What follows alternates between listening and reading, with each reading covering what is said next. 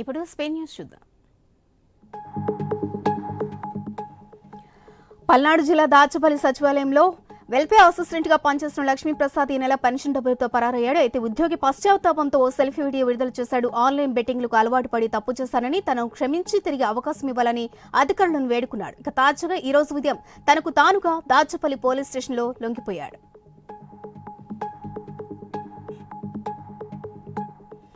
ఇక భద్రాద్రి కొత్తగూడెం జిల్లా గుండాల మండలం యాపలగడ్డలో సమ్మక్క భర్త పగిడిద్దరాజు జాతర వైభవంగా కొనసాగుతుంది. జాతర ఘట్టం బుధవారం ప్రారంభమై గురువారం గద్దెచెంతకు పగిడిద్దరాజు చేరుకున్నారు. ఇక తెల్లవారుజామున గుడి మెలికి దేవతలకు శ్రేలపయ్యను హోరంగా ఇచ్చి పూజలు చేశారు.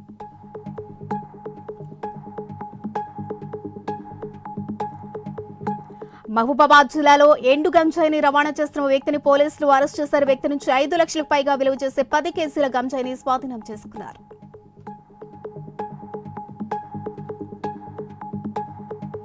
జీడిమెట్ల పారిశ్రామిక వాడలోని రామరెడ్డి నగర్ అగ్ని ప్రమాదం జరిగింది. ఓ బిల్డింగ్ లో అల్యూమినియం తయారీ కేంద్రంలోని క్రూడ్ ఆయిల్ డ్రమ్ములో మంటలు చెలరేగాయి. వెంటనే స్పందించిన ఫైర్ సిబ్బంది మంటలను అదుపు చేశారు.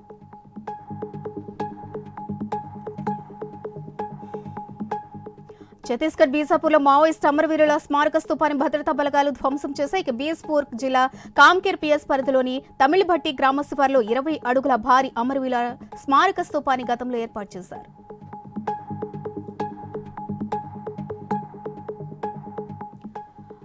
రాజమహేంద్రవరంలోని ఆయుష్మాన్ ఆరోగ్య కేంద్రాన్ని బీజేపీ రాష్ట్ర అధ్యక్షురాలు దగ్గుపాటి పురంధేశ్వరి సందర్శించారు. ఇక కేంద్రంలో అందుతున్న సేవలపై ఆరా తీశారు.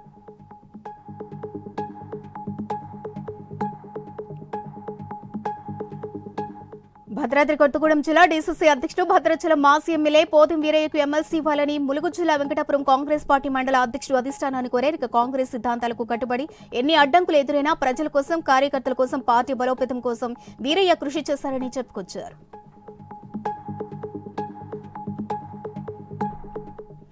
మేడ్చల్ జిల్లా కీసర్ ప్రభుత్వ పాఠశాలలో పీజీ ఆనంద్ విద్యార్థుల పట్ల అమానుషంగా ప్రవర్తించాడు. ఆటలు ఆడేందుకు రాలేదని 8 మంది విద్యార్థినీలను వైర్తో దారుణంగా కొట్టాడు. ఇక దెబ్బలతో విద్యార్థులకు జ్వరం రావడంతో తల్లిదండ్రులు ఆగ్రహిస్తున్నారు. పీఈటీపై చర్యలు తీసుకోవాలని డిమాండ్ చేశారు.